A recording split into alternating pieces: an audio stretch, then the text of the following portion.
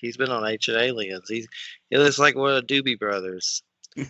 He does, the Doobie Brothers. Look it up. He's an escaped Doobie Brothers. I've given up his identity tonight on the show. He's a Doobie Brother. Are they still alive? Yeah. Welcome to the Church of Mabus radio show. It's Friday night. It's 7:11 p.m. Central. We're all still alive. We're surviving the Saturn-Jupiter illicit date that's happening in the sky tonight. And we're going to be interviewing Teresa Cross, Secrets of the Druids, from Indo-European origins to modern practices. We'll be getting started with that very shortly. But one thing I want to ask, Wham, when you see Jupiter and Saturn out in the sky, when me and Christina have been looking at it, it's weird. They're getting really close. It looks like they're about to kiss pretty much, and they're on a date. But I know you're saying it just looks like that to us. What is the reality of what's going on? It's pretty weird. I don't remember any planets ever doing that. So is it affecting magnetic fields and stuff? It just seems weird. Well, I mean, they're coming close by our vantage point, okay?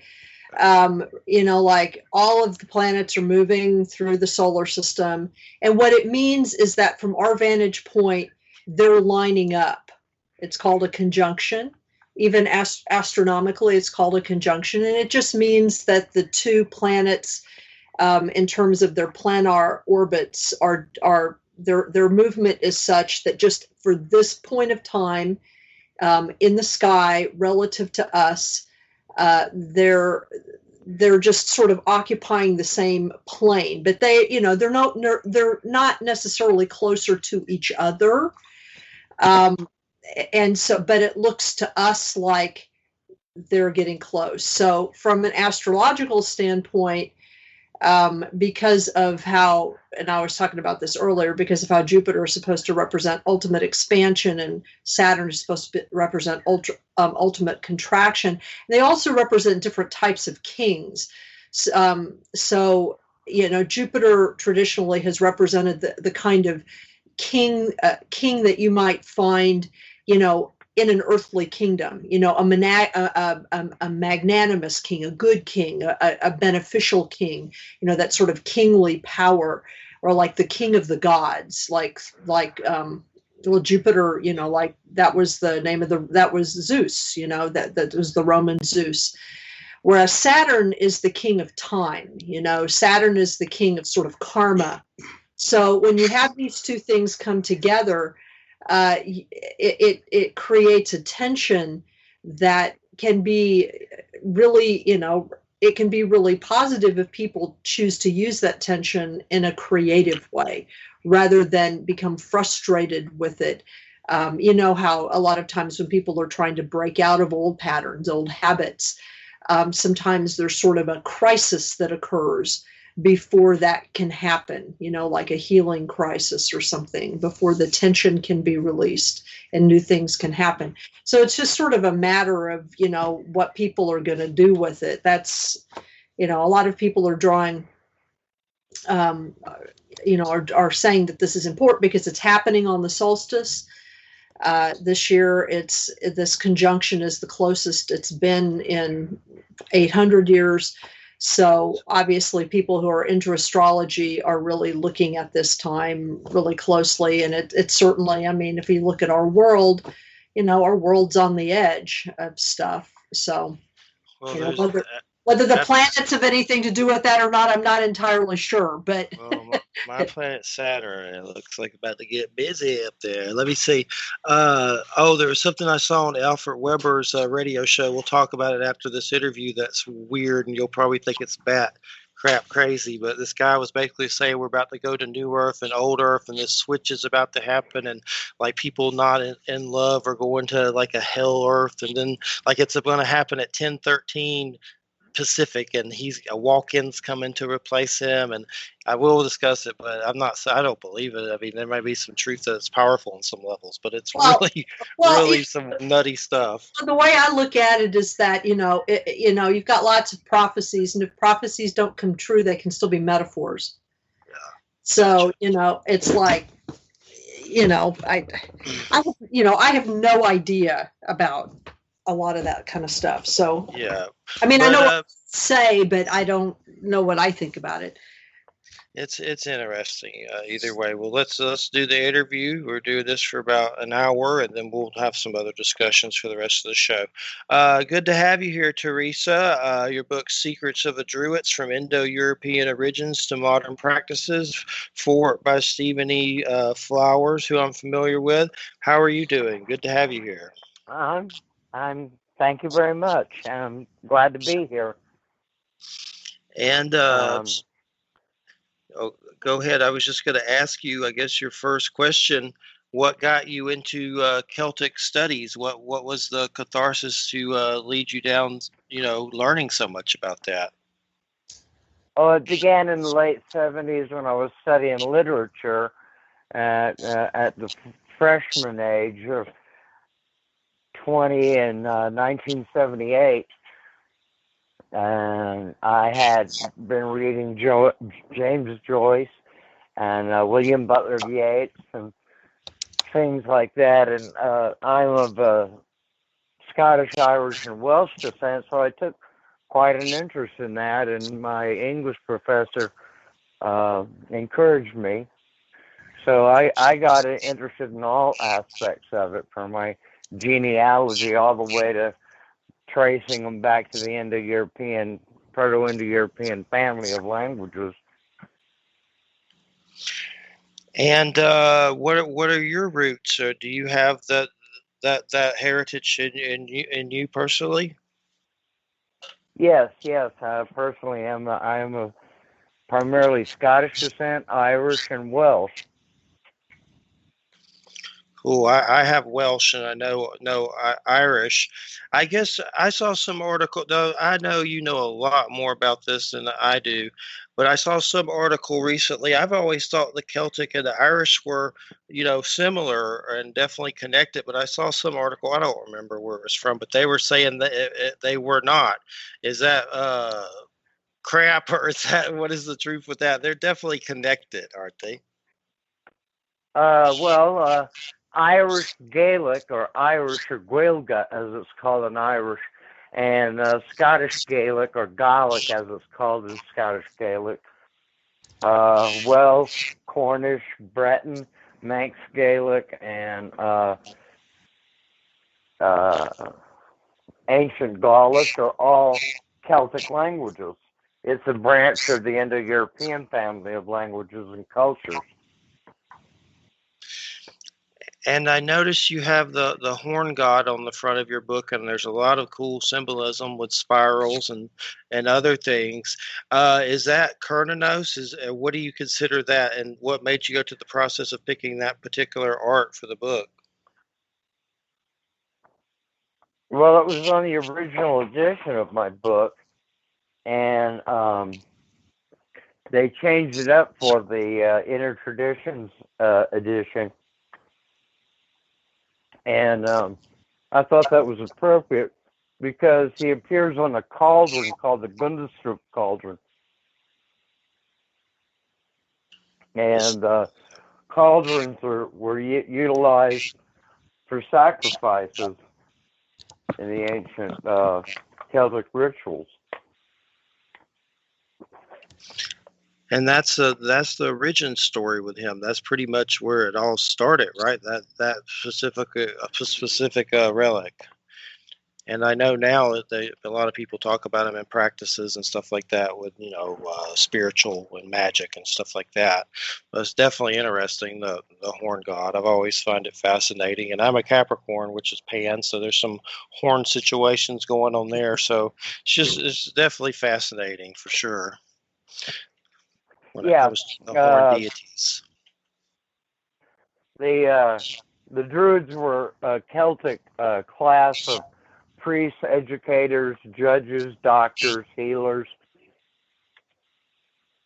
and they judged cases and arbitrated them, and they did a lot of things that kept the Celtic culture going and kind of shaped it. They shaped the ideology of the Celtic peoples, which was they had a counterpart in ancient India called the Brahmins of India. And they both presided over sacrifices. Okay, that's definitely it goes deep. It's definitely so fascinating. I'm trying to get everybody a chance to ask you some questions, but let's Jay, what would you like to ask? First of all, when you're speaking about the different names of the Gaelic words, Gaelic and what have you, were you aware? I found this interesting when I found this out. Several years ago, I looked at the origins of Gaelics and the Celts and all. Were you aware that they all came from ancient Gaul, ancient Germany, from the Bavarian region specifically? Because the way I found it is they marched from Gaul, or the bottom of Gaul, which is now Bavaria, in Germany, and they marched all the way across through France, through the middle of Spain, and up to the top of Spain, where at the top of Spain there's a place called Galicia, almost exactly like the Gael, the way you spell Gael, Gael, and then across the English Channel over to the British Isles. So were you aware of that aspect of where these are?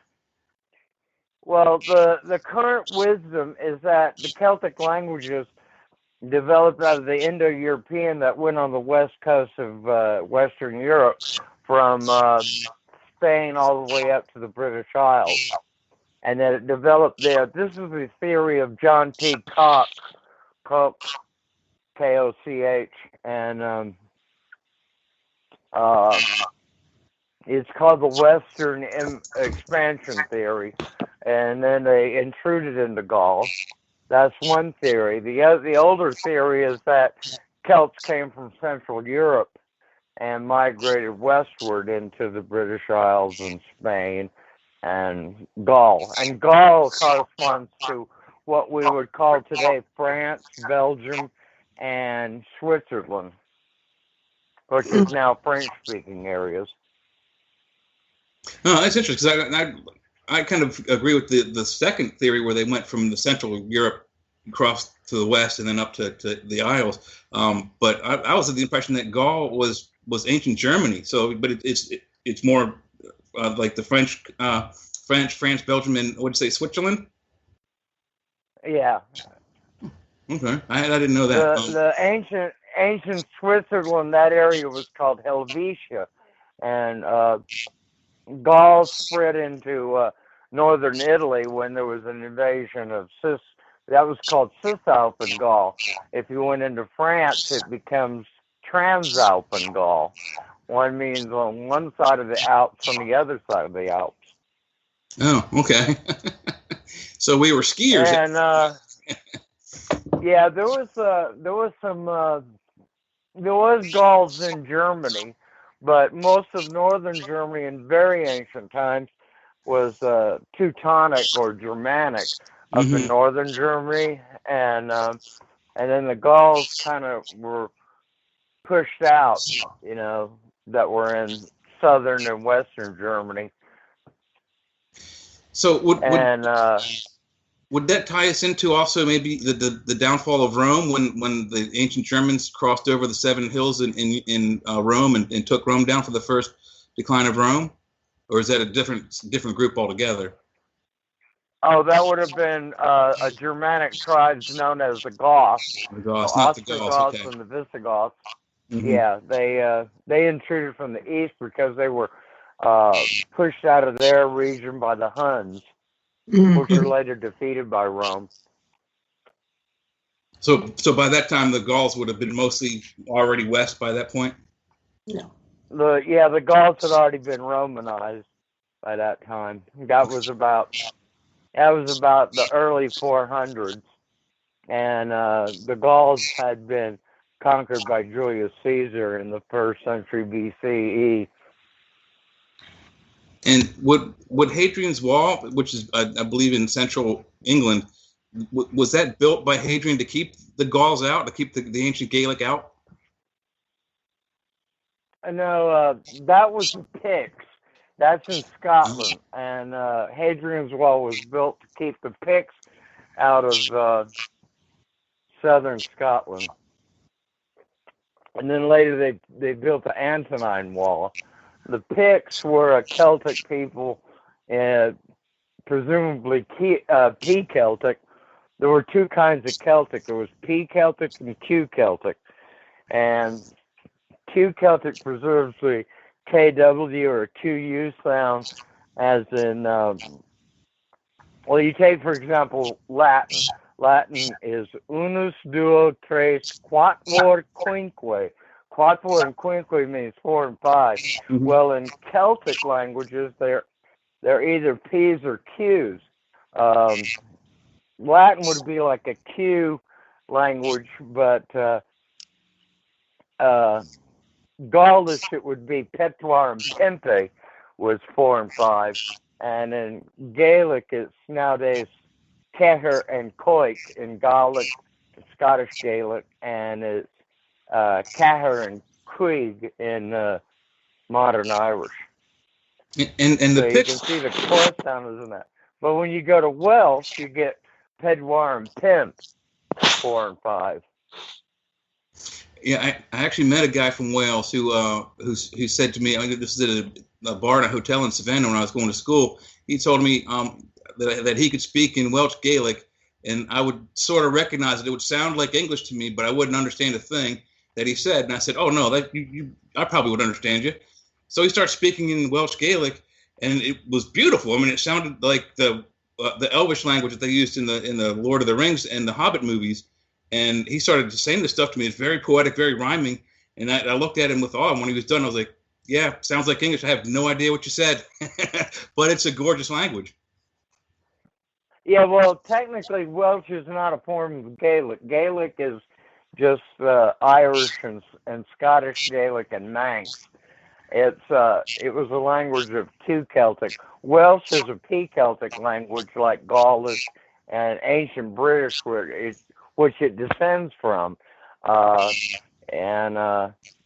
So when you say head in Scottish Gaelic and Irish Gaelic, it's kin or cown, Ceann. And when you say it in Welsh, it's pen, Penn. Oh wow! So Like they wouldn't even sound penguin, anywhere meaning alike at all. whitehead. So Welsh versus Huh? the Welsh language versus the northern language of the Irish and the Scottish wouldn't even sound anywhere nearly remote. They have the same kind of sentence structure or syntax. They put the verb first and the subject and the object, and they do have mutations. All modern Celtic languages have mutations, and Gaulish in its late forms on inscriptions shows evidence that it was about to be mutating its initial consonants.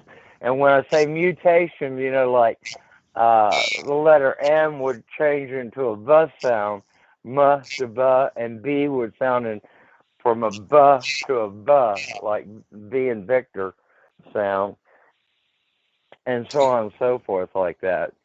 It's sometimes called aspiration in Gaelic because they put an H after the consonant. So it sounds kind of And, like the same situation between the two Spanish, like the Spanish that Mexicans speak and the Spanish that the European Spaniards speak. They sound very similar, but there's a lot of differences in certain words. Like the word taco in Mexico is a food, and in Spanish, Spain, it's the heel of your foot. So that's kind of like what we're looking at with the three different Celtic languages. Sort of, but you got to remember that Spanish, on the other hand, where the word taco in Spanish literally means a plug, plug, a plug, and they use it to mean a plug of food, plugged into a tortilla. Whereas, I guess in Spain they never developed that word because they didn't have tacos in their culture. Oh no, they have the word taco in Spanish, Spain. It's the heel of your foot. But right, it's it completely literally different means from a plug. Yeah, it's a completely different context. So, but from what I understand is that the Spaniards absolutely dislike the Mexicans the way they speak the language because they feel that they speak it too quickly, and they kind of detract from the beauty of it. Is there that kind of rivalry between like Scotch and Irish speakers? No. The difference between Scottish and Irish Gaelic is several grammatical features that are in Irish. A few of them do not appear in Scottish Gaelic. Scottish Gaelic is a little more progressive, whereas Irish is a little more conservative. And I speak more Scottish Gaelic than I do Irish. Because my ancestry is Scottish. They're still being taught. I mean, you can go to like annex classes in colleges that teach those and learn these languages. They're not like dead languages like Sumerian and like way ancient languages. Right. You can and Gaulish has been reconstructed from inscriptions. There's a lot of inscriptions of Gaulish language. So there's even a modern Gaulish. A fellow in Australia created a modern version of Gaulish, which is called which he calls I'm trying to remember what he calls it. It was called Galactic, I think is what he's calling it, because in ancient Gaulish should have been called Galatica. And the ancient language of Galicia and Spain was Galician, and it was like too Celtic. It was kind of like an ancient form of Irish.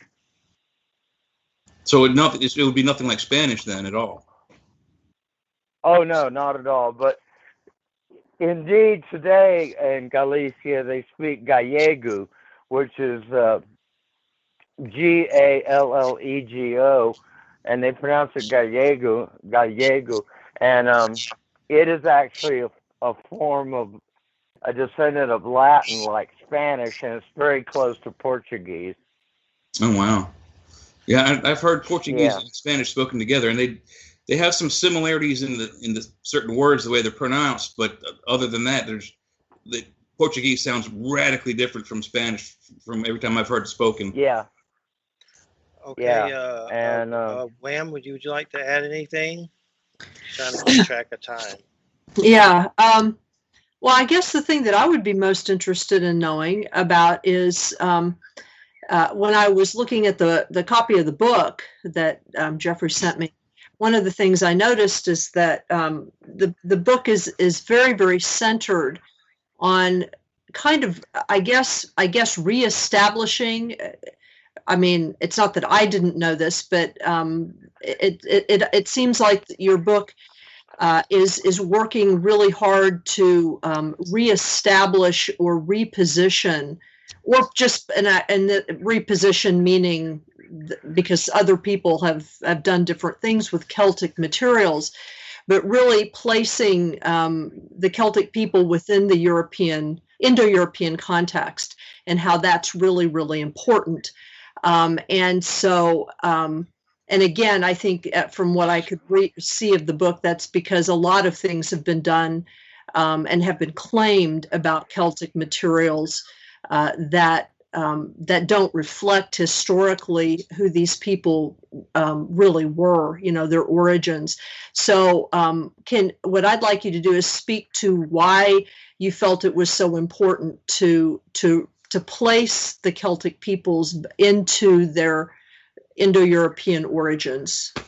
Can you talk about that? Yeah, well, the context of the Celtic peoples in the early works, if you look at the historiography of it, was that they were puzzled by the Celtic languages and cultures and thought that somehow they were pre-Indo-European, which is not true.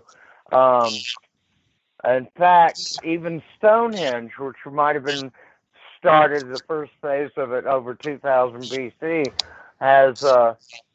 could be of Indo-European origin. In fact, there was a book written in the 80s or 70s called Stonehenge Indo-European Heritage. I can't remember the author's name, but you can still probably find it out there. But that in the Neolithic age, there may have been Indo-Europeans already on the coast of Europe. if there's a book out by Jean Marco, I believe Manco is her name, called The Bloodline of the Celts. And the DNA has been kind of traced as it went through southern Europe to the east. I mean, to the west, from east to west, and ended up there. So it could support John T. Cope's theory that Celtic developed in the west and penetrated into the east. Another idea about the Celts and their Druids is that the word derives from oak seer, and that was proposed by an ancient Greek like Posidonius, Athenaeus, and Strabo back around the 3rd century BC. But it really comes from an Indo-European root, Dru, or Deru, which in a 0 grade form becomes Dru, which means strong, steady, firm, steadfast, and then Wade meaning to see, so it means strong seer.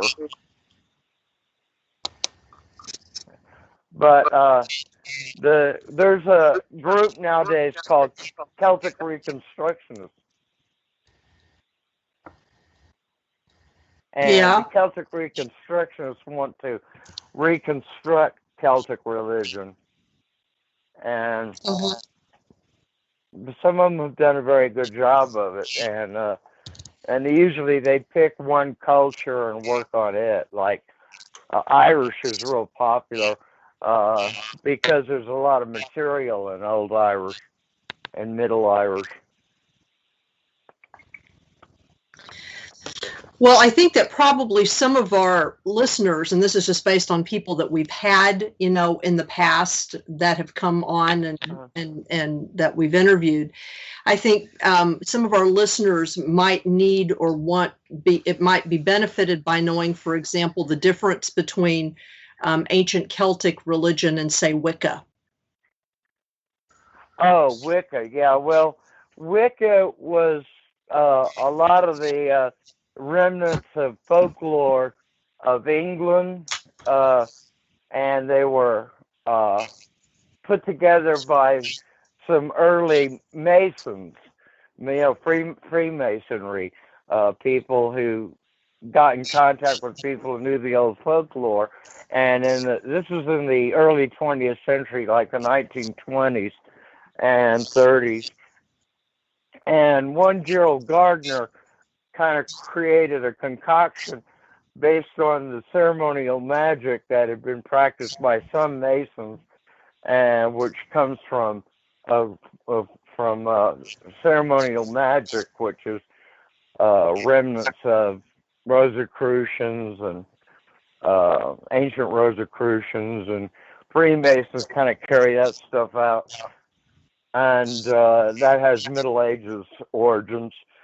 And he put that together with elements of the folklore, and he took the theories of Margaret Murray, who wrote back in the 1920s witchcraft in the Middle Ages and so forth, and they do ceremonial magic, which is casting circles and drawing down. It drew down spirits. It comes from ceremonial magic, which drew down angels and demons, and to do their bidding. So it was magic more than religion. And but Margaret Murray had the theory that the horn god was borrowed, which is from the Celts, actually, like Cernunnos.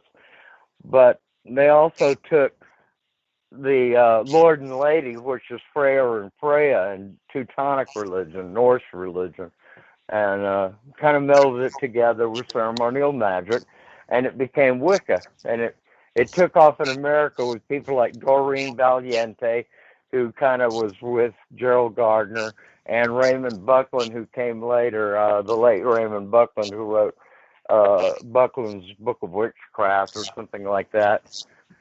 And Wicca employs, usually the Lord and Lady, and they just ascribe the Lord to be a horn god, but that's the literal meaning of Freyr and Freya in Old Norse, and means Freyr meant Lord and Freya meant lady, and they were the Vanir of the Teutonic mythology, with Woden and Thor being kind of what they call Aesir. Edward Thorson, or Dr. Stephen Flowers, as he's now known as his real name, wrote some material on that. It's very exciting and very interesting. I'm not a Teutonicist or Germanicist, but I have read materials on that in order to compare with Celtic because they had some similarities. So basically, what you're saying is, go ahead. I'm sorry. Go ahead. Finish your. Go ahead. Wicca is just a different religion from ancient Celtic religion. But a lot of people were believing that it was a quote old religion, end quote. But Gerald Gardner publishes modern witchcraft book. I'm trying to remember the title of it. In 1954, I believe it was, he came out with that. It was just a couple of years after they repealed the witchcraft laws, which came in the 1600s, I believe, and they repealed those laws, and he came out with that book. And a lot of people like Jordan Valiente and Gerald Gardner were calling it the old religion, Wicca.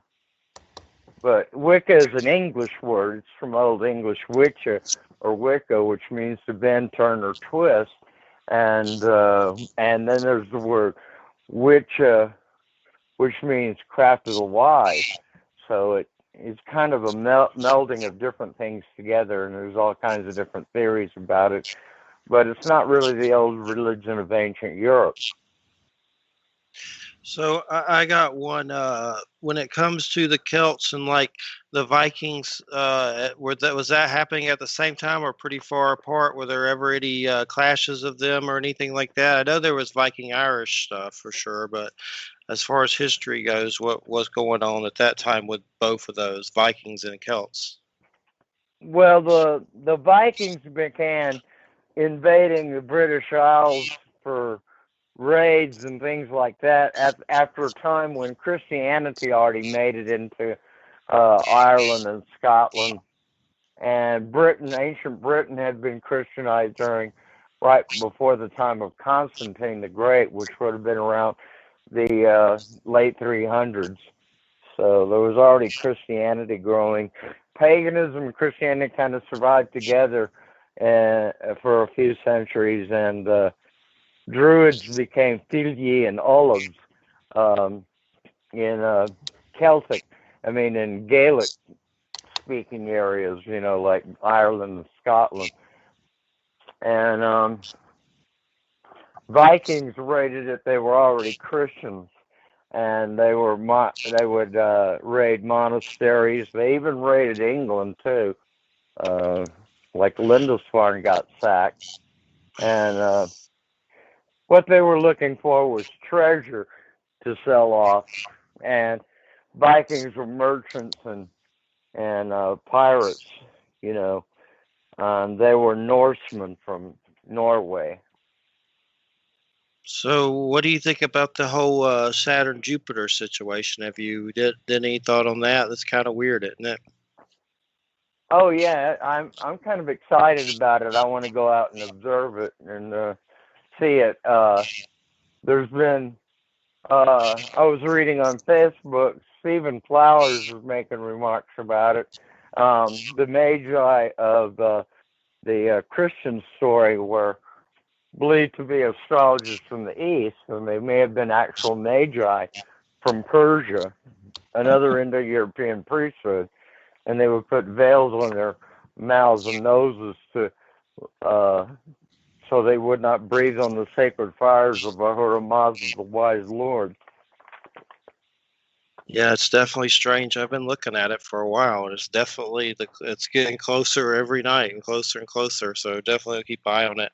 I've never seen anything like that. The weirdest thing I've ever seen is Hell Bop, and that was just weird to watch when that all happened. But this is definitely interesting. I'm going to keep spying on it, like Norman Bates. I'm going to be watching, see what happens for sure. Hopefully they don't. Well, yeah. Hopefully. But so what I'm else? sure the Oh, Druids go ahead. would. I'm sure. I was going to say, I'm sure the Druids would have observed it and thought it portents of an omen. For sure, for sure. And for sure.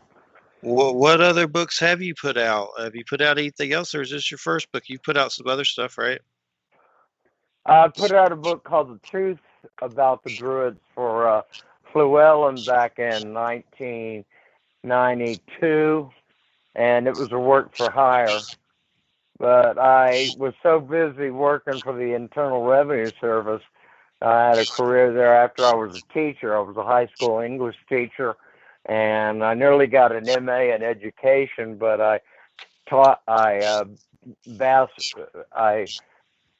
passed the exam to be certified to teach English literature. That I got a job doing that, and then eventually I quit and worked for the IRS to get better benefits.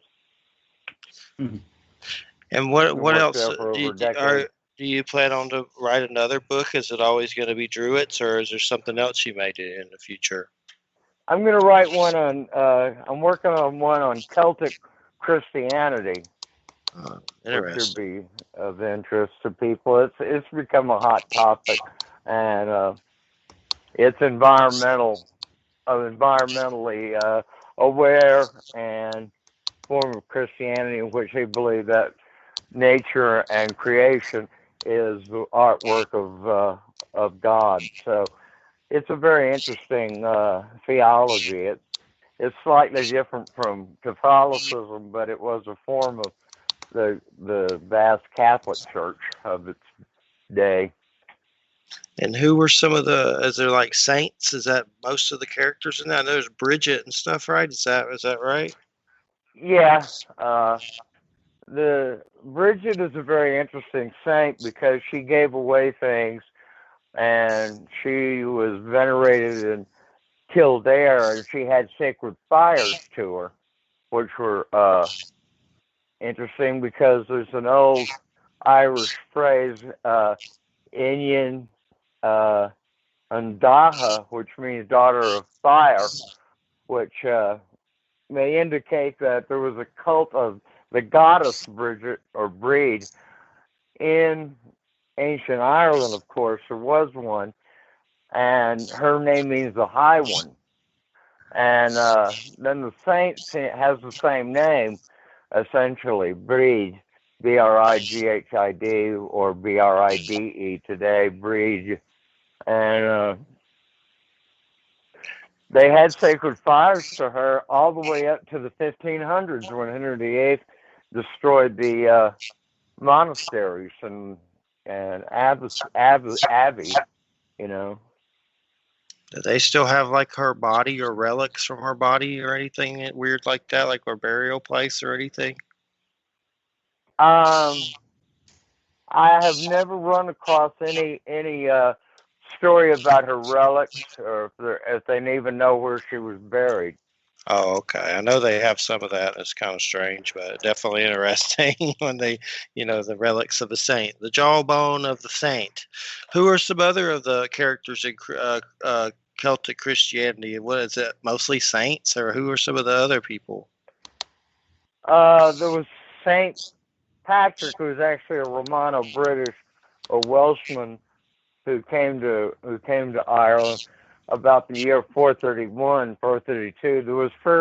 He was preceded by a Palladius, who apparently was a Gaulish deacon under Saint Germain or Saint Germanus of Paris area in Auxerre, and then he was made a bishop by Pope Celestine around 431 and was sent to those Irish believing in Christ. And in the Latin, they use the word Scotus to mean an Irishman. That's another story about the etymology of Scot. With St. Patrick, when they And say he ran out the snakes, was that symbolism for something, or was it actual snakes? Do we know? I mean, what was the story behind the snakes? well, there were never snakes in Ireland to begin with because of geology and environmental factors. But the story is probably symbolic of him marching pagans out of Ireland, or it could be, if you believe, with I think her name was the Festival of Lunacy by I'm trying to remember the author's name. She wrote about it, and the symbolism is kind of like Lugh running the Fomorians out of Ireland, the high god Lugh of the long arm. Okay, that's the sun god? Sun could be, god, isn't it? It's like a sun god. well, I recently saw a cartoon that said, "Who people Vikings fighting Irishmen said call Lugh the sun god," and he did, and the Irishmen turned out they were pretending to be dead, and so no, he wasn't really a sun god. He was kind of like a counterpart to Woden and Varuna of Germanic Vedic religion, and kind of like Jupiter in the Roman religion, kind of like Zeus in the Greek religion. He had defeated the Fomorians, who were kind of like a set of divinities that opposed the gods and repressed them for a time, and then he freed them from their oppression. Okay. And the book I was trying to remember was I believe by Moira O'Neill. Okay. What were you saying? Moira McNeil, the Festival of Lunacy. Okay. Yeah. What were you saying you were watching? What were you saying you were watching when they said that about Lou or whatever? Did you say a cartoon or something? There was a cartoon where it showed on Facebook. I saw where it showed Celts fighting Germanic people, and the Germanic people said Lugh is the sun god, and they got up from the battlefield because they were pretending to be dead. Oh, okay. I was just making sure I didn't miss any weird cartoons. I collect those. It made them laugh. Yeah, it made them laugh. It made the Celts laugh. Cool. Well, let's see. Well, it's been great having you on. We really appreciate it. And what's your website? Would you like to give out a website address or anything? Actually, I had a website for a while, but I kind of abandoned it. It may still be a remnant of it. It was www.druidiacta.net. I think it was. I don't even remember, but it's I haven't looked at it in years. But I haven't built another website.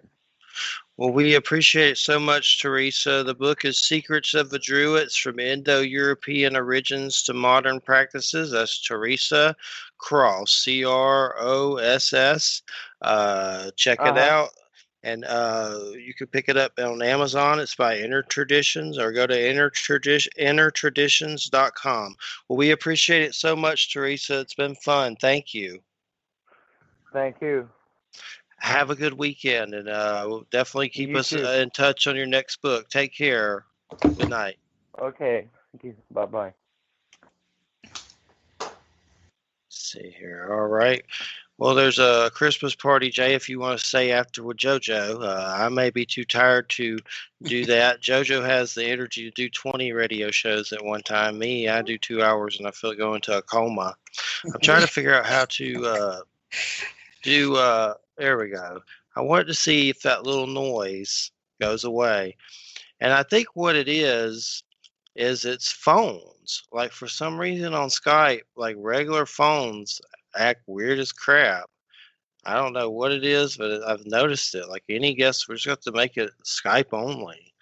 because we've had some. It could have been radio too. I mean, there's no telling. I mean, it sounded like the same voice every time. So either it was a really long conversation, or she's picking up a local radio station through her computer, or whatever. I had braces. I actually would pick up radio through my braces. I would hear the radio in my head, and I would start going insane. And I turn on the radio, and that's what I hear in my head was exactly what was on the radio in the car. Is that when you saw? Is that when you saw Bigfoot? No, that was way after Bigfoot. Radio in your braces. To do a whole show on that. What's that? Radio in your braces. I had the braces. I was collecting radio off the airwaves. It was going through my braces, and I was picking up the broadcast in my head. I could hear it, like inner voices, like, when you talk to yourself inside your brain, it sounded exactly like that. Then I would turn on the radio, and I would hear what I was hearing in my head on the radio. I'm like, bro, I get the radio in my head. It's possible, anything, We had that glass break here, and as we, nothing else is. Well, earlier the kitchen lights went off by themselves, and it's all these lights in the ceiling, and they just shut off by themselves. And it could be electrical, or it could be paranormal. It's still weird. Never just seen, like, it has a switch, like a kitchen light. Like, you turn on a light before you go to the kitchen. Just shuts off for no reason, like just by itself. I had a lamp do that here too. Either it's some kind of weird wiring stuff, or it's that weird breaking glass ghost doing stuff again. It is odd. In the electrical appliances, the switch or the outlets or whatever. It's just weird. I don't know. What's weird for me is my interaction with technology. I have to, in my new job, I have to do Zoom meetings. Like, I have usually one a day, and a lot of them are ones that I schedule. So what I do is I schedule them for myself and for the people with whom I'm going to be having them through Outlook, which of course is this email, Gmail function. And Outlook has this thing that it does, that you can set it with notifications, so that, when you're sending a notification, you're sending an invite to someone, then you can set it up so that 10 or 15 minutes before the meeting, I set all my meetings up a week in advance. So, about 15 minutes before the meeting is supposed to start, you'll get a little notification up on your computer, and it's got a little tone to it. It goes like doo-doo-doo-doo-doo, whatever. Some of you may have heard it. I don't know if anybody does that. Well, I had this really weird experience this morning. Mine is set to warn me when a meeting's coming up, when I have 15 minutes for the meeting. So 15 minutes before the meeting's supposed to start, I get a notification on my computer at work. So this morning, I'm asleep. And of course, since I have to get up for work this morning, I have my alarm on. So I'm asleep. And all of a sudden I wake up and I hear that tone, that notification that there's a Zoom meeting. And it's exactly 15 minutes before my alarm is supposed to go off. So somehow I knew exactly what time it was in my sleep and woke up. But I woke myself up with the sound of that stupid Zoom notification in my head. It was like, I woke up and I started laughing. I was like, this is stupid. I hate technology because it does. That's not as weird as it sounds, Liam. Sometimes when I go to bed, I'll program, especially when right now I'm temporarily out of work. When I'm working now and I go to sleep, I program my brain. I say, well, I got to wake up in 5 hours, 6 hours, 8 hours, whatever. And sometimes I will actually wake myself up in my last dream with the alarm clock noise, that my alarm, that meet, and it snaps me right out of bed. And I look at the clock and I always think right away, oh crap, I'm late. I'm going to be late for work. But it's usually, I'm always like an hour, 2 hours way before work starts. But I do the same thing. My alarm clock goes off in my head and I wake up. So yeah, well, yeah. And when I do that a lot, when I've like at different times in my life, when I've had to wake up to the alarm a lot, I routinely will wake up 5 minutes, 2 minutes, 10 minutes before the alarm, because I hate to be awakened by the alarm. I hate it. But what that means is that somehow I know what time it is on some level.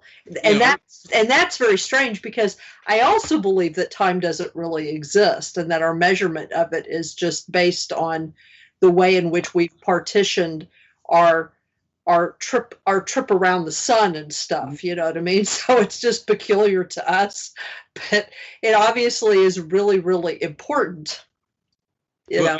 Well, we do have an inner clock. I'm convinced of that. But yeah, you're right. And time is an invention of man. It's you know, I watched it since I've been on temporary leave from work.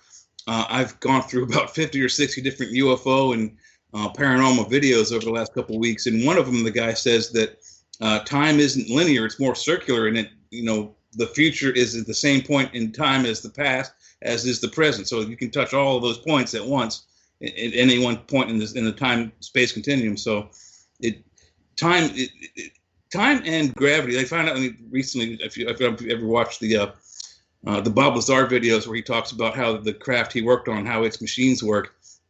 He was one of the first to come out with the theory that gravity works in waves. And they've said that we know that light works in waves, you know, sound works in waves, but time also and gravity work in waves. So almost every kind of electromagnetic energy has a wave to it. It's got a wavelength and a frequency. So it's not impossible to travel back and forth through time. But as we know time on planet Earth, you're right, ma'am. It's an invention of man, of how fast the Earth spins around in one day, and how fast it spins around the sun in a whole year. Yeah, it's yeah. Were you also aware? I don't know if you're aware of this. When I found this out when I was a kid, when I read Eric von Daniken's book the first time, the planet Venus, I believe it's the planet Venus, has a rotational period of like 226 days, and the Mayans have a calendar for a rotational period of 226 days, and they also have one for the Earth, which is almost as accurate as what we have today for the. They have it at 365.224 days, and our current calculation is 0.244 days. But anyway, their calculation for planet Venus is also the same gestational period for human pregnancy. Well, the average. Yeah, the average. On average. Yeah, yeah. I think that's we must have come from Venus, I guess. Well, you know, Venus figured in their their astronomical calculations, because they regarded, you know, the various phases of Venus, and Venus as the morning star and the evening star, and its various relationships to like the planet Mars, in their cosmology and their astrology. Those things were really, really important. You know, Venus plays, and I think what's interesting to me is that Venus plays almost exactly the same kind of role for the Mayans as Venus played for the Sumerians, ancient Sumerians. Oh, I don't think it goes across all of the different ancient cultures, and not really in the same way. Yeah, she's in Greek and Roman, you know, mysticism. But she's not. She's not as important. But she shows up, and I think it goes. She's a planet, so she's going to show up. But yeah. I mean, but she's not important. For example, in the cosmologies of Northern Europe, she's not that important in the cosmologies. I mean, there are some stories about her, but she's not as important in the stories of China, for example. I mean, she's important astrologically in India, in Jyotish, but what I mean by that is what I mean by comparing the Sumerians and the Mayans is that while all ancient cultures will recognize Venus, because like I said, Venus is a planet, so they're going to notice her, and she's very bright at certain times during the year, so they're going to notice her, obviously. That doesn't mean that they interpret her the same way. That doesn't mean that they assign the same series of significances to her. And the Sumerians and the Mayans are very similar in the significance that they drew to her. You know, their Venus goddesses were war gods, were war deities rather than love deities, which is really interesting. You know, so it's.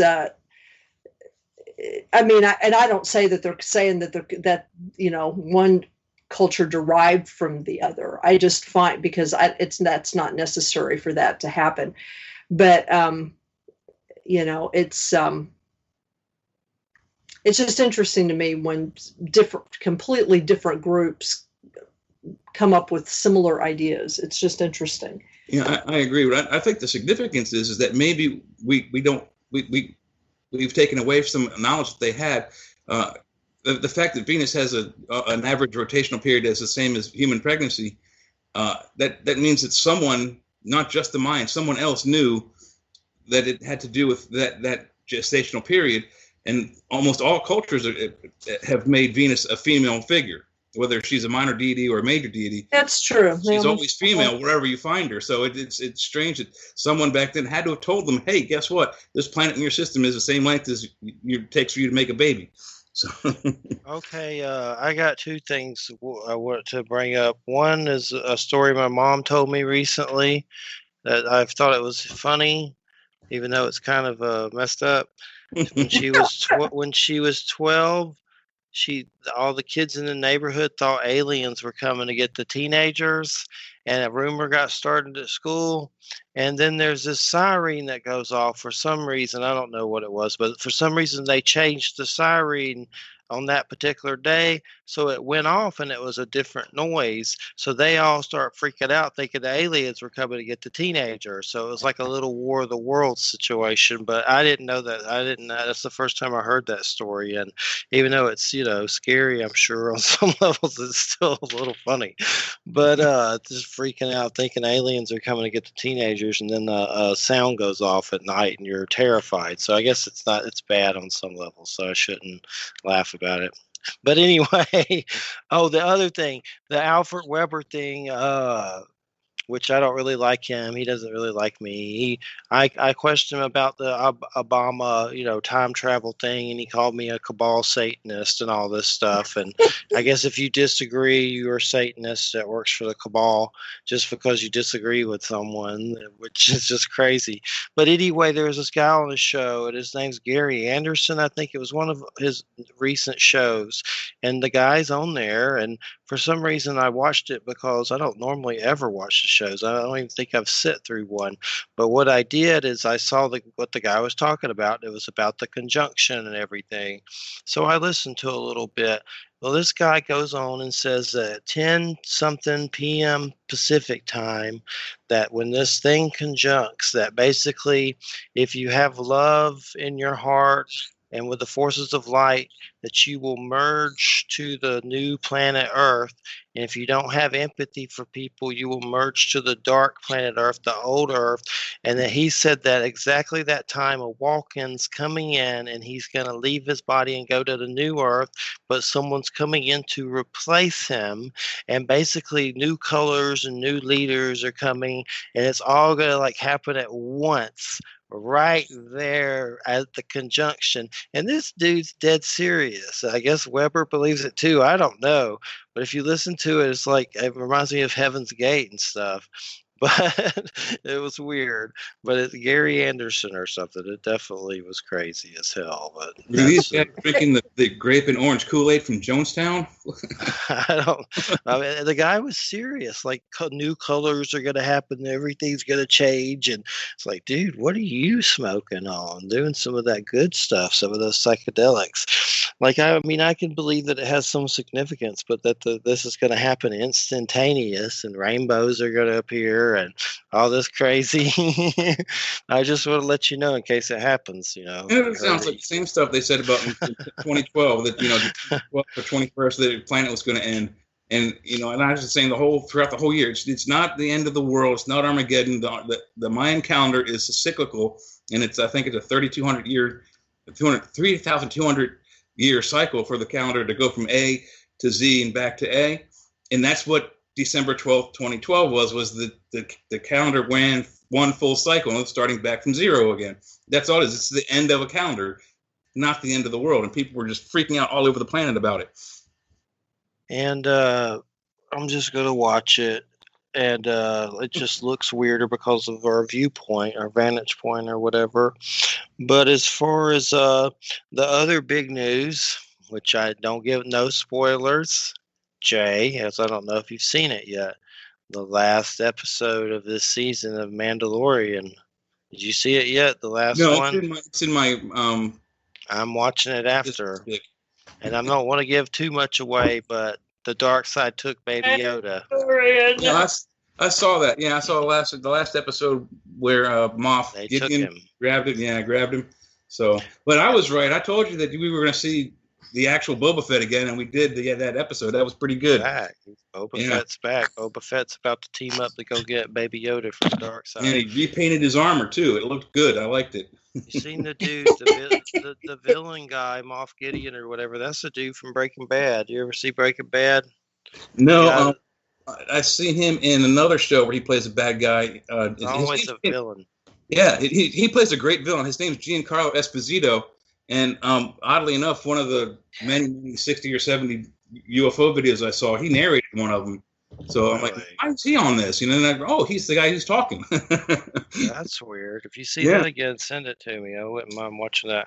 I know he's going to be in that new Far Cry game as like some South American dictator, and he's the same guy that's in The Mandalorian, but he's going to be playing a part in that Far Cry, the new one, whenever that comes out. I have no idea, but I saw the trailer for it.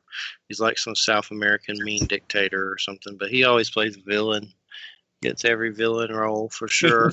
And he had the Darth Vader armor on or whatever. It was weird. Why does he have a replica of Darth Vader armor? I guess it's just he's wearing a TIE fighter armor. Okay, like the black suit. The black TIE fighters, yeah, the TIE fighter pilots. Cool. I saw this stuff that Mandalorian dude, whatever his name is, Pedro Pascal, whatever, that he was having trouble. They were having fights on the show because he wanted to do scenes without the mask. They always wanted to have the mask on. But what's weird is they just did an episode where he takes that mask off when he's not supposed to because the code says you can't take your helmet off or whatever. But there's specifications or whatever, or loopholes. I mean, obviously, because he did it. But somebody said that it was because he was mad and he was tired of doing the show with that mask on all the time. So they gave him some scenes without it or whatever. Seems like it was true, but I mean, think it's a new rule though, because if you watch the was it Rebels, Star Wars Rebels cartoon, the Mandalorian girl on there, she was taking her helmet off all the time, constantly. Like when she's on the ship with her friends, she had her face exposed. So I think that's a new aspect. He's one of the extremist Mandalorians. Yeah, live by whatever the code, whatever the older code or whatever. I don't know. And he's a really good actor. I don't know if you've seen any other things he's been in. I just want Baby Yoda. Goku. If you like Pedro Pascal, I recommend that you see the second Kingsman movie, Kingsman Golden Circle. He plays a bad guy in that, and he's pretty good. And I also just saw the Equalizer movies. It's a movie version of the TV show from the 80s with Denzel Washington. And in the second movie, The Equalizer 2, Pedro Pascal is the bad guy, and he fights Denzel Washington's character at the end. So if you haven't seen those two movies, go look at them. They're pretty good. They're saying they're going to give Boba Fett a movie, maybe his own movie, but we'll see what happens. Boba Fett. The real dude that plays Boba Fett just died. I forget his name, but it's like the real British dude that played him in the movie. Jeremy something or other. Jeremy Bullock, I think, was his name. Yeah. I did just pick up a Christina for Christmas and stuff, the Immortal Hulk comics, which in the Immortal Hulk comics, they're like H.P. Lovecraft meets the Hulk. They're really weird. Like they're new Hulk. I've never read Hulk comics in my life, but I was reading about them, and it's like H.P. Lovecraft horror meets Hulk. He like goes to outer space and all this crazy stuff. But I was flipping through it. It looks crazy as hell. It definitely wasn't what I was expecting. It looks really weird. So I'm looking forward to the Immortal Hulk. Well, you have the Tasmanian Devil on. Yeah, I have a Looney Tunes shirt from Walmart. It's got Coyote, Yosemite, Roadrunner, Tasmanian, Daffy Duck, Porky Pig, Sylvester, that little bullfrog, whatever his name is, Tweety, Bugs Bunny, and that's it, I think. Now I'm thinking of that Bugs Bunny cartoon. There was one I saw that was really old on YouTube, and me and Christina watched it, but I don't want to get into this subject, but it was really racist. Like there was They a can black be. character, and I was like, man, what the They hell? they can be. Yeah. If you see that old stuff, yeah, they can be really shocking. I'll never forget the first time that I saw the original Fantasia. Have you ever seen the original Fantasia? I believe so. When I was a kid, It's got like 2 or 3 moments where it's like, whoa. I mean, the racism is so, it's like, whoa, and it's so weird. It's so weird because I know that at the time when it was originally done, nobody thought anything about it at all. Or at least white people didn't think anything about it. I can't claim to know what black people thought about what they were saying. But it's like, it was normal enough that people didn't notice or make comment about it. Most of the audiences that they would have queried about such things, if they had queried anyone about such things. Yeah, that was a trip. I just couldn't believe it. But I mean, I was surprised it was still on YouTube. Really, I'm surprised that YouTube didn't get rid of it. Well, apparently what they've done with Fantasia is that they've retained. I mean, they have the original version, but for audiences now, because of advances in digital technology, they've changed it for modern tastes. Yeah, they have new ones now. I think on HBO Max they're making new ones. I haven't watched them yet, but I may watch them eventually. Unacknowledged. That's that Stephen Greer thing, right? I never watched it, but I've heard of it. I think Stephen Greer. Yeah, Stephen Greer, Carl Sagan's in it. It's about the disclosure project he started. Okay. Lots of UFO researchers are in it. It was pretty good. I'd watch it for Giancarlo Esposito to talk about UFOs. I would watch it for that, for sure. It was a good one. He was the chicken guy, cartel man in Breaking Bad. And he was all the time doing hits on people and Walter White and all that stuff. But I don't have my schedule right now. Trying to think. I got one of these. We got one of these projectors. Dr. J's projector, and what it is you can hook it to a phone or a hard drive, and they're only $100. They're usually $130. There's $100 on Amazon, and it's a projector. It comes with a big screen, and you can put it on your wall and do like a drive-in. You can hook your phone to it. I have hard drives filled with crazy UFO documentaries. I could just plug one of those in it and do it wherever. I guess they've finally been doing that projector technology for so long. They're mass producing them and selling them cheaper or something. I was surprised it was only $100, but that thing's pretty cool. It came with this big giant screen that you hang up, and you can basically do a drive-in wherever you want. You can do it in the garage, back porch, but $100. It really surprised me. I got it for a Christmas birthday situation from Christina, but we're going to use it soon. And the Dr. J's projector, they're on Amazon, but pretty cool if you want to have a home drive-in weird experience. You could set it up and sit in the garage or something with your car like you're at a drive-in. Like it would let you do that. I actually looked those up for a long time. Not that specific brand, but on Amazon, there's like cool kits you can get with like inflatable screens and other like regular type screens that you have. Like you actually have to put the mount up and stretch the screen on it for outdoor like backdoor movie night. So that's pretty cool. I was just shocked that it was not that expensive. I'm sure a long time ago they were a lot more expensive. I think the most expensive system I found with the projector and the screen and audio system was like maybe $550, at the low end. This was 100. You save 30, but it has like amazeballs reviews from everyone, like 5-star reviews and stuff. So it's really good. We're gonna mess with it at some point. I want to watch some weird slasher movie on there or something like you're at the drive-in. Get it going. But this neighborhood, everybody's got their Christmas lights out, and we're having hologram Christmas light wars on our garage doors. Those weird little things that make shapes. Mine does geometric shapes. Yeah. The neighbors only do little fuzzy dots, but mine does intricate crucifixes and weird stuff. I wish it did weirder stuff, but it doesn't. But it does some cool stuff. One looks like a cross or something, but it dances and all this stuff. And then the neighbors, they have one looks like they're doing planets on theirs or something. It's weird. There's one projector like that we sell at the store that I work at. I forget the brand name, but they have it for Halloween and Christmas. There's two different versions, but both versions have the images come from a memory stick. So you can buy the Halloween one, and then down the road you can buy a memory stick for the Christmas stuff, and just use the same projector. You just take one stick out, put in, and it has like 4 or 5 different types of things you can do, like snowmen floating around or face of Santa Claus, etc. And then Halloween's like bats and skeletons and whatever. Cool, that's neat. For sure. Do any of y'all remember Gilbert Posey? Is a black dude that came on about UFOs experience? Yeah. I couldn't remember. Maybe it was Wham that was there, since you remember. Yeah. I've been looking for him. He hasn't been on his Facebook in forever. I'm wondering if he might have passed away, but I don't know. But I know he hasn't been on there in a long time. So I was looking and seeing what was up with that. But he was the guy that had sort of the paranoid experience, right? Yeah, he's kind of like the Samuel Jackson dude. Yeah. Like an old Samuel Jackson. Yeah.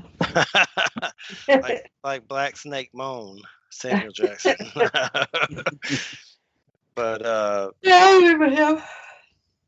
I want to interview more black folks on UFOs. Have you come across any more stuff on that subject, Webb? Well, I have, but getting folks to talk is another issue entirely. I mean, it's like I actually, even where I live right now, I have met a number of people, not only African Americans, but people of color, various backgrounds, indigenous, Puerto Rican, etc., who all have sort of their own traditions about these things and their own experiences, but getting them to sit down and actually agree to do an interview is another thing. Yeah. It's like I was able to talk to some folks for my book. I was able to talk to Sacred Owl, who is a Puerto Rican background for the book. But that's about it, I mean, and when I was doing my dissertation, that was an issue too. The only reason why I was able to get some of the accounts that I was able to get is because I befriended a couple of people in Kansas City, Missouri, and through them were introduced to a bunch of other people. And, so I sort of developed this sort of, way into the communities. And you have to have something like that in order to really enter into those communities to talk. It's kind of like, Artie Six Killer Clark is able to do that with indigenous people because she's indigenous herself. Yes. So she can, they're willing to talk to her. I don't know that I'd be able to get those kinds of stories from people myself unless I had sort of a inside track, like I had for my dissertation. So that's just the way those things go, but yeah, I mean, it would be nice to have, more paranormal experiences. For sure. And well, hopefully, I know there was a black guy. I don't remember, Michael Carter or something, but he wrote a book on that name may be wrong, but there's a book he wrote a book about UFOs in the Bible, and I saw it on Amazon one day, and then I went to look at it. It was gone. I don't know if he's still around, but I know he's been on some big shows. I'll have to dig a little deeper, see if he's still around, but maybe they put the book back up. I could have swore it was Michael Carter or something like that, but it was he did a book about UFOs in the Bible and all that, and because I remember I was gonna grab it. I was talking to some dude named Sunbow. I need to write him. He's friends with Kawani and all that, and does like weird Sasquatch channeling books, and like their names are weird, like Kamoosh and weird stuff, like Sasquatch Kamoosh has a message for us, which Who knows? I mean, he may be talking to him. I don't know. He looks like he's out there talking to something. He's got a Willie Nelson situation, and he looks like he goes to the woods and stays there forever. But he seemed pretty neat. He does speaking things, and they never put out like DVDs of those Sasquatch conferences. Like I would buy those to see them at home or whatever when they have them. I know like Ken Gerhard and all those people, they're always going to those conferences, but I never see like DVD sets where you can get them. I don't know why they don't record it or anything, or maybe they just can't afford to do it, or it's pain in the butt. I don't know. And you got to put it on DVD and all that crap. So I know Ozark Mountain does it, so I'm sure it's not the easiest thing. I got to check and see when theirs is happening again. I know they canceled it, but I'm supposed to have it again at the beginning of this year or sometime. I need to check it out and see what's going on. I've already scheduled it for January, scheduling for February. Don Webb's supposed to come on at some time about his vampire book. I spoke to Jeffrey Silman on the phone. He's a real life exorcist. He's supposed to have me take a picture of the house so he could do a clearing.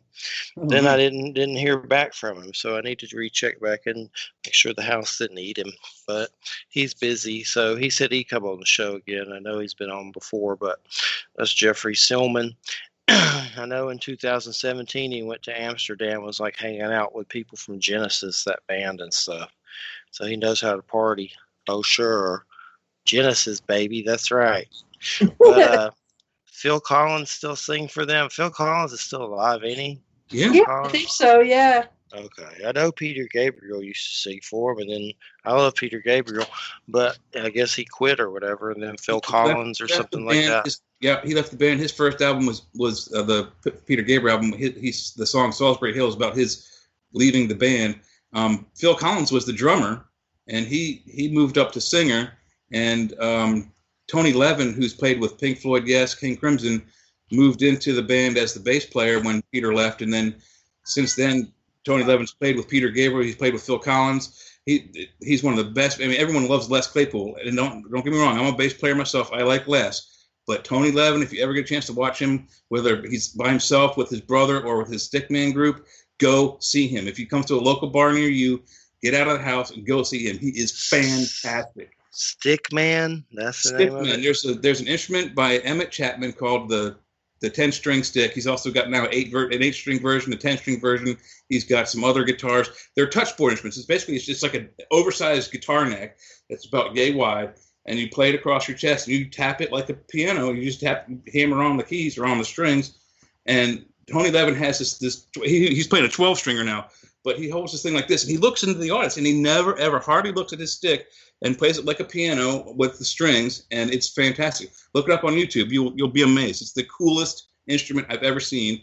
It's a hybrid of guitar and bass. You can play rhythm guitar on the bottom strings. You can play huge walking bass lines on the top strings. It's really, really neat. So what's that weird instrument? Looks like a UFO. You ever seen it? They go beep, beep, beep, beep, beep, beep, beep. Looks like a big metal UFO, like a big hubcap. You mean the thing that they you kind of tap? Yeah. I think they use. Well, there's an oval shaped tongue drum. It's made out of metal. It looks like kind of UFO shape. But there's also that, I forget the name of it, but there's that machine that they used. It's an electronic device that they used for the beginning of Star Trek that makes kind of the woo sound. That's a theremin. Theremin, that's the one. Yes. Theremin. Yeah, no, that's. I think that. Let's see here. Let me see. I know I've seen it. I'd like to get a tape of it, a CD of it, just listen to it. Yeah. Let's see here. It's called a hand pan. A hand pan. Hand pan. The reason I know that is because a friend of mine just purchased one for herself. Wow, how much do those cost? Do you know that? I do not know. I do not know how much they cost. I figure it's probably varies by size. So what's up, Jay? You gonna go to the Christmas party after the show? Oh, I might. I don't have anything else really going on. I got to get some. Need a representative. I'm supposed to watch Baby Yoda, and I have to do some other stuff. But with the dog and stuff, I gotta let him out. Can you see that? My dog's been acting crazy. Can you see that? What is that? Is that a hand pan? That's exactly what I was talking about. It's a tongue drum. It's got little keys on it. Tongue drum. How come one's $35 and the other one's like $500? Yeah, a tongue drum is usually, or it's also called a log drum. It's a piece of wood that you cut keys out of the top, and it's a hollow box, and you hit it like a xylophone. Bill Bruford of Yes and King Crimson, he plays one, and these things are the same thing. It's like the reverse of a steel oil pan drum that the reggae bands play. Instead of it being concave, it's just convex. touch it. You just touch it. Hit it with mallets. No, you hit it with mallets. Okay. I know I've seen videos. I think you can do hand too. You can probably hit it with your fingers too, but mallet makes a better sound. Yeah. Yeah, I mean the hand pans that I've seen are the ones they're like they're made so that you can hit them like this, and they're tuned. They're tuned. So kind of like steel drums, except that I have seen people play them with their hands. So probably do both, I'm sure. I don't know. They look cool. I've seen videos. Like that? They sort of look like that. Yeah, they sort of look like that. Except there's a different one I've seen, but that's similar. But you can actually they're actually like, and they're different sizes. I mean, some are like, I've seen some that are like kind of like this big, and some that are smaller.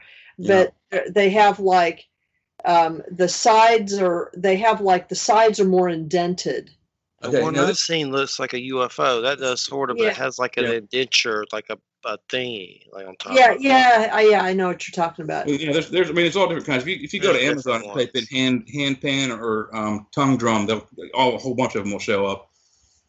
Well, what's that weird Aztec death whistle called or something? I remember one shaman guy talking about those are Aztec death whistles. At least the original ones.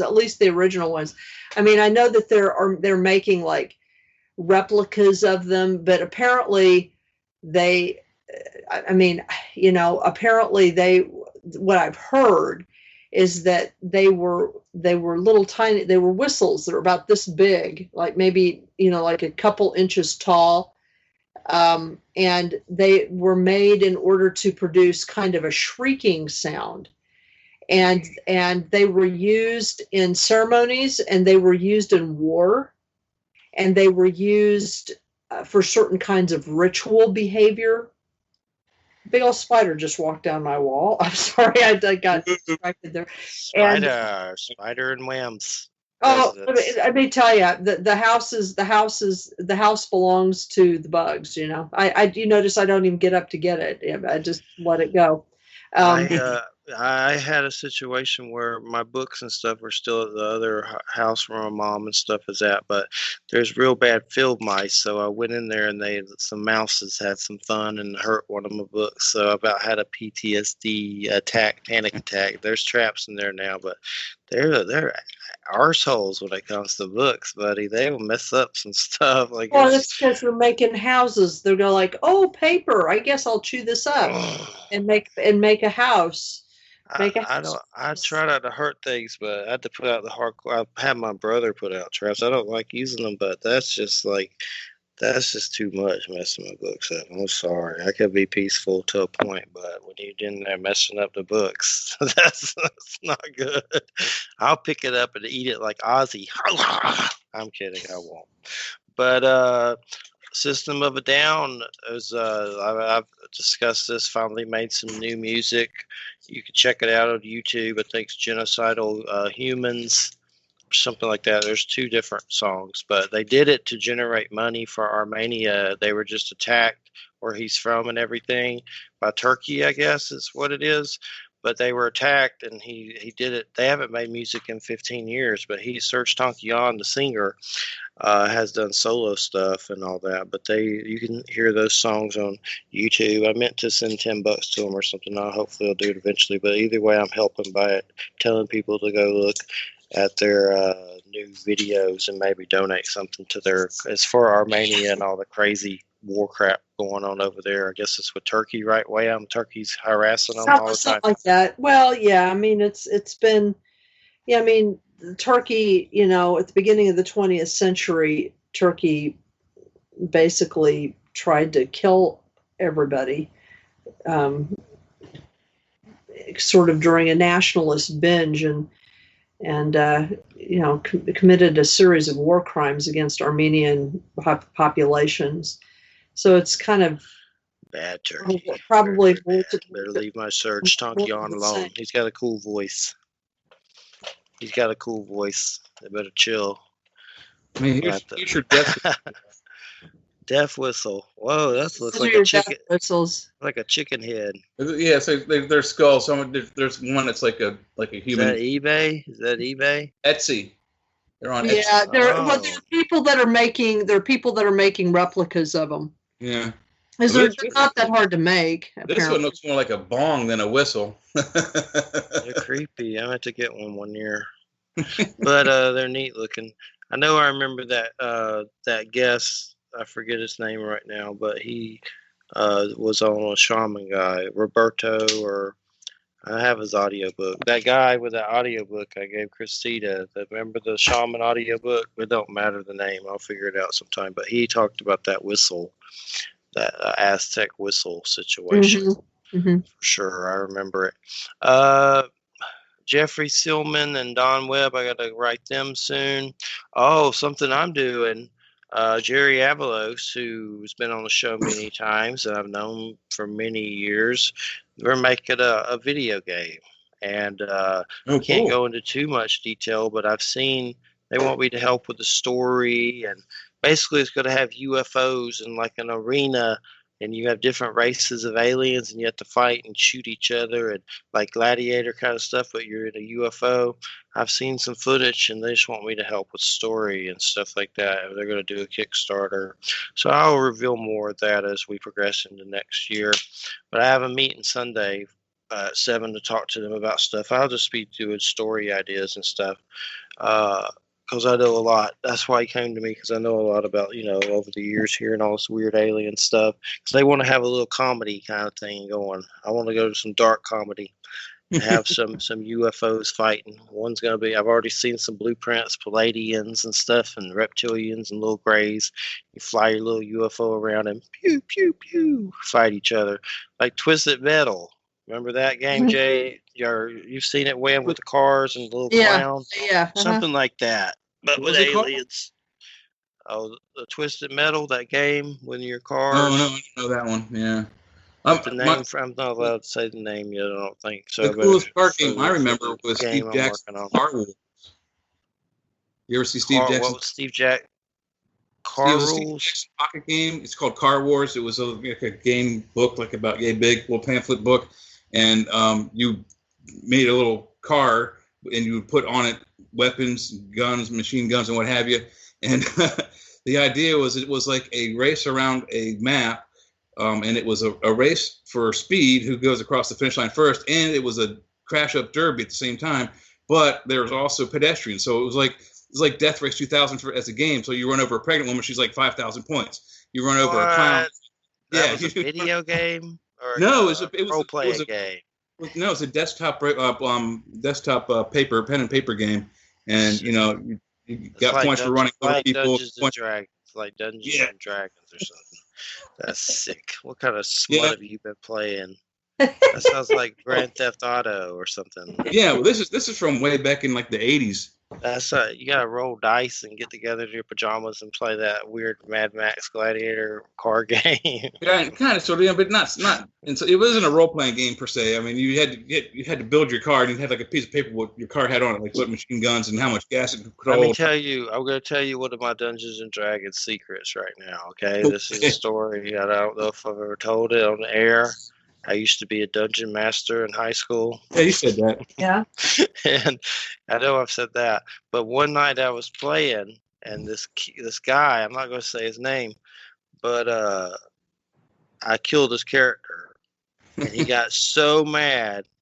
He held a knife to my car tire outside. Was going to slash my car tires. Oh my God. I killed his D&D character, and he was so mad and angry. And we didn't play with him no more. I played all through college. I started playing in '77, but I played all through college, and my characters died all the time. I mean, constantly. I usually always played a cleric who's like a second tier fighter. So you usually stand behind your big fighters, like fighters and paladins and what have you. But I died so often that my friends that I played with dubbed me the tissue box character. So because I'd always have like 3 or 4 written up, because at some point I'm going to do something stupid and die. I'm like, oh, okay, here's my new one. Introduce them when you can. Die. I died almost every session. My character died. There was some article all these Hollywood star dudes get together and play. I forget who it was though. The Stargate cast, all of Stargate SG-1, Superman or something. Stargate SG-1. Yeah, Richard Dean Anderson, the guy who played Dr. Jackson, the guy who played Teal. They would get together at Daniel. The guy who, I forget his name. The guy who played Daniel Jackson in the TV show. They all would gather at his house and drink beer and play Dungeons and Dragons like all day until 4 or 5 o'clock in the morning. That's what we used to do. Mm-hmm. Yeah, same here. Some serious dice rolling up in there. You should see my dice collection. I actually collect dice. And you still have dice? Oh, yeah, I've got like a little tackle box like about yay big, just full of dice. But there's a Star Trek convention in Baltimore that I go to, and every once in a while they have these really big D20s that are made out of metal. I've got 2 out of the 3 colors. I'm kind of get the last one. But the coolest thing that I found out about it is I have dice in my dice collection for when you're at any kind of a game session, whether it's Dungeons and Dragons or just any kind of board game session. It's for randomizing your pizza products. So if you order pizza and no one can agree on whether they want cheese or onions or garlic, you take these dice, you roll them, and it tells you, it has everything on it, including like anchovies, stuff you wouldn't like. So there's 2 dice with like 12 different toppings for pizza. That's weird. I like Warhammer. I've never played it, but I played the video games. So I know it's based on a role-playing game. You like these space dwarfs. It's like Lord of the Rings in space. Yeah, it's a miniatures game. You play with little lead figures. There's tanks and machinery and siege engines and stuff. My friend, one of my gaming buddies, he plays that all the time. Wham, you ever play any role-playing games ever? Oh yeah, when I was in junior high and high school, I played with I played with a group. This was in the late 70s, so I played. I was one of the guys whose house we played at. His brother was one of the people who was responsible for creating Dungeons and Dragons. Oh wow. So whenever they would get like a new iteration or, a new, whenever they do something different, we were like one of their unofficial trial groups. You know what I mean? Whenever they try something you new. played with the creators. Yeah. How many people can say that? Arneson? Genuinely, yes. So we got in on stuff before it was published, and so we were kind of like one of their, like I said, experimental groups, but it was not official. It was just sort of like, hey, we're going to publish this new whatever. You guys want to, we would come up. I wouldn't so much. I'd mostly just play, but like it was his younger brother who was part of our group. So, he was usually the dungeon master. So he was the one that would try out some of his brother's ideas, and we'd work on them, it was interesting. Most of my characters died too. I tended to be either a really stupid paladin or, sometimes I was a cleric, sometimes I was a mage, but I was never a very good mage. A paladin. A paladin's like, I will smite you with my sword. Oh, they're a combination of fighter and cleric. They have at higher levels. They have spells they can cast, like healing spells. But they're one of the strongest characters if you play them right. Paladin's like Superman in a knight outfit or something.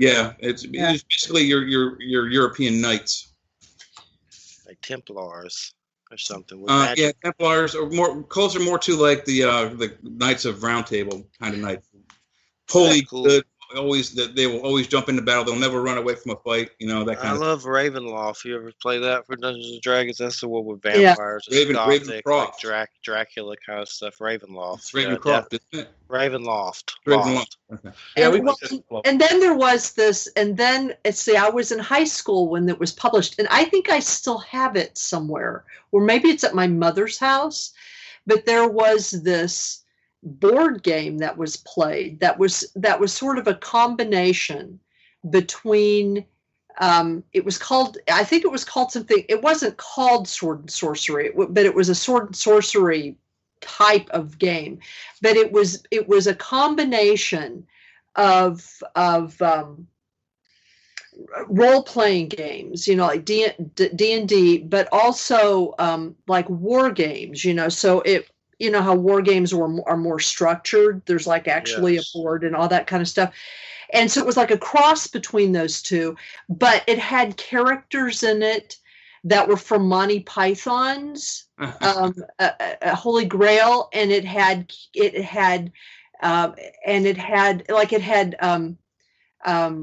the Tim the Enchanter, was one of the characters in this game, and it also had like villains it had like Daleks, from Doctor Who. So it was like a weird combination of all this other stuff. And we used to play that too. I actually purchased a copy of it for myself at one point because it was so hilarious. What is it? What's it called? It was called something like, I want to say Sword and Sorcery, but I don't think that was the name of it. I think that it was like something, a Sword and Sorcery game or something like that.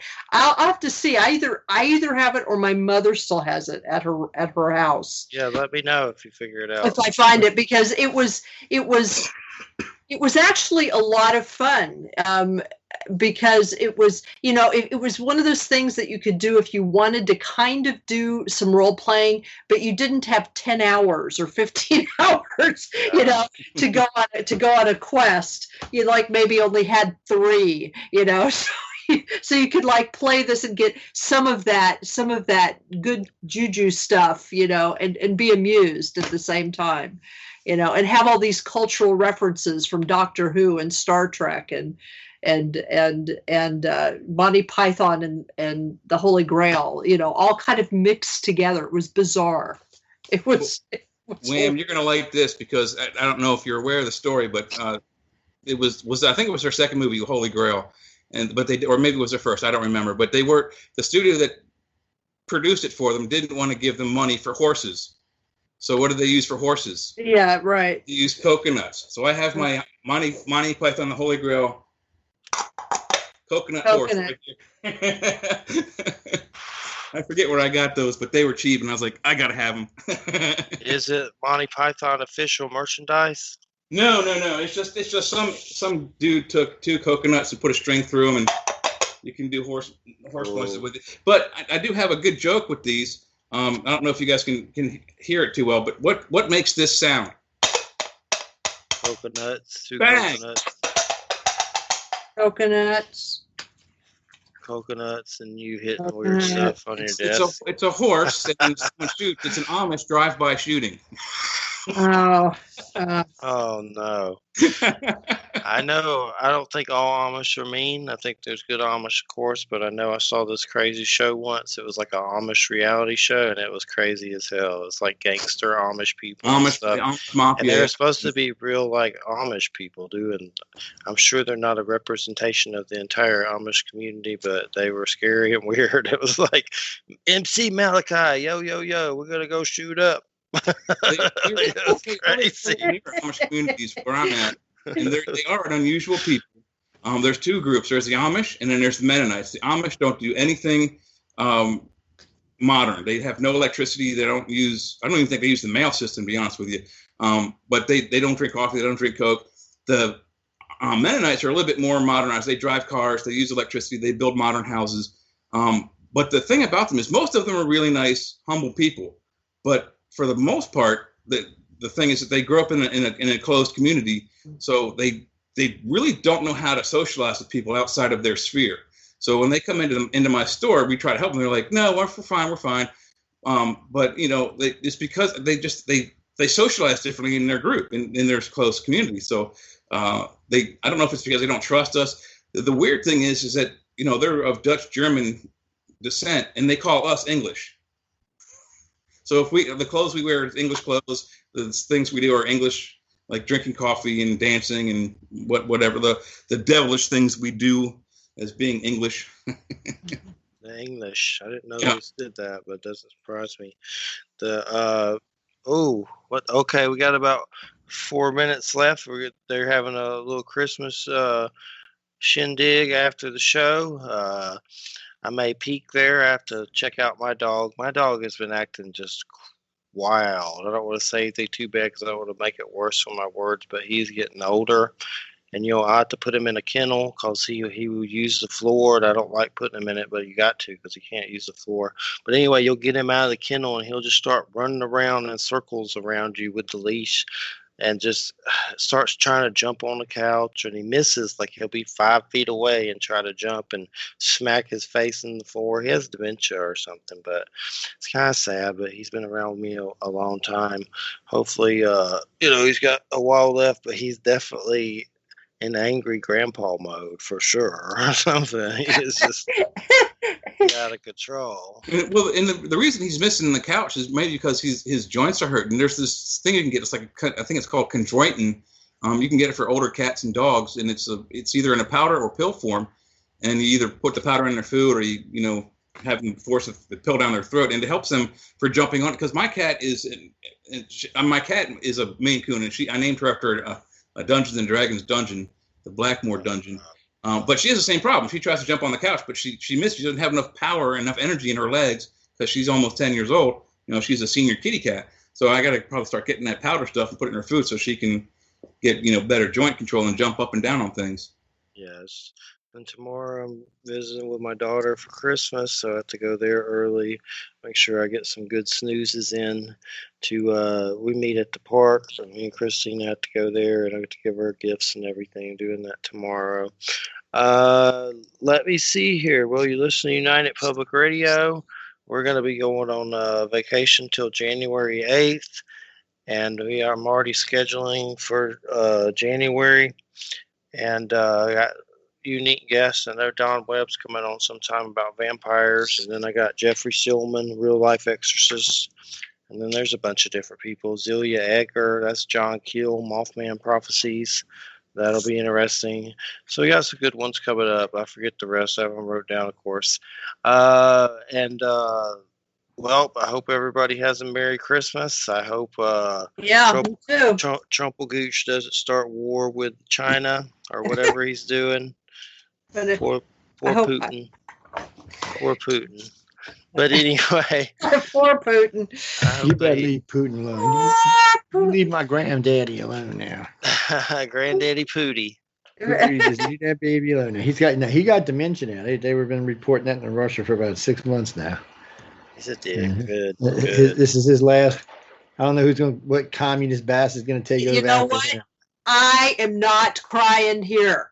I'm with you on this. I am it's not. long past time for him to go the way of the fucking door. Excuse me. It's kind of like whatever happens to him, he deserves it. I'm sorry. Yes, it's a true statement. There, it really is. Yeah. He can't get